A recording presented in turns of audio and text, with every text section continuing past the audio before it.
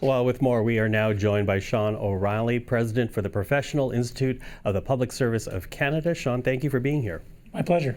Listen, I'm going to begin with a statistic here because when you make the argument that the public service needs to be protected, I think there are Canadians out there that don't understand it. And part of that is because they look at statistics like this one. This is from the Canadian Federation of Independent Business. And they say between 2013 and 2023, the public service grew by 30%.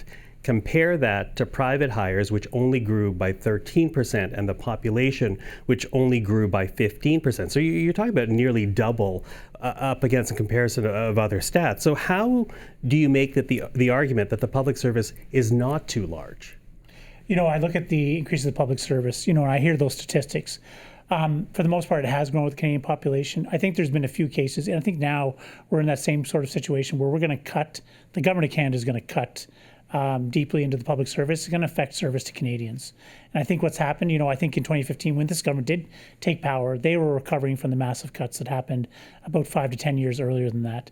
And they needed to recover from that because I think Canadians, and I think that Canadians forget the types of services that we provide day in, day out, protecting food safety, cybersecurity, and all the other things that our professionals in the public service do. Mm-hmm. You say protect services, but when you listen to the government argument, what they're trying to do is bring back the size of the civil service to pre-pandemic levels. Why was it possible in 2019 to deliver services to Canadians with a smaller public service size than it being impossible now in this moment in time?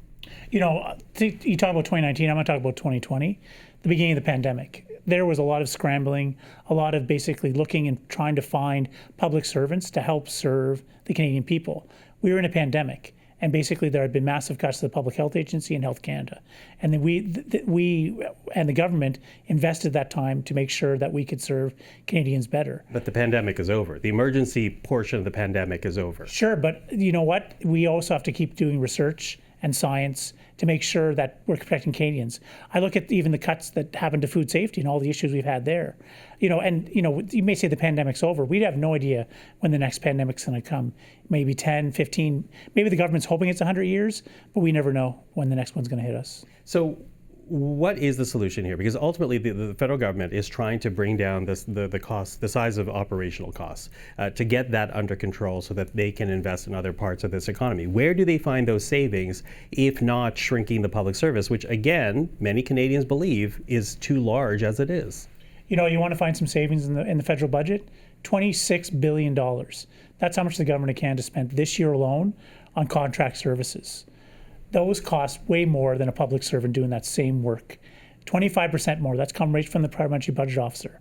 And the fact that that they're not going after that, what they're doing is maybe a drop in the bucket. What they're looking for in the budget, they want to find real savings, billions of dollars of savings. They got to stop doing that and putting services out like that. I look at things like ArriveCan, like the Phoenix Pay system. Those are just failed projects that they gave to private corporations that public servants could have built in-house. Could they? Is the expertise in-house? Because arguably one of the reasons why they go for outside consultants is because they are looking for expertise that does not exist within the public service. If I look at ArriveCan, I look at Phoenix Pay Systems, the same thing happened. They went completely 100% outside to find solutions for those problems.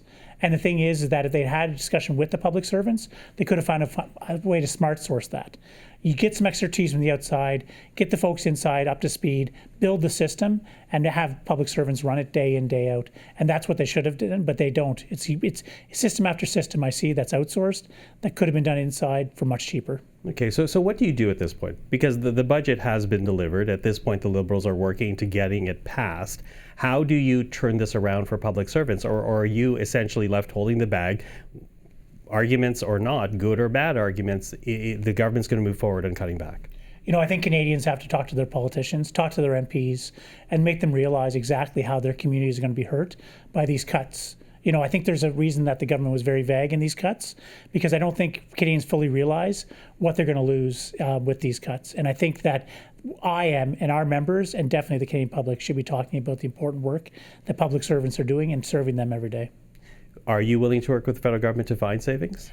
Since this government got elected, I have been willing to serve and willing to help find real solutions to those problems. I want to be a partner with the Prime Minister and the President of the Treasury Board.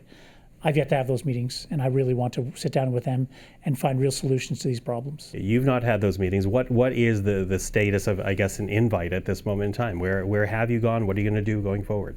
I've had initial meetings with the government, but I want to have real discussion, meaningful discussion about where we can find real savings.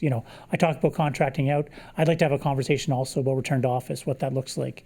Because they want to talk about efficiency and effectiveness.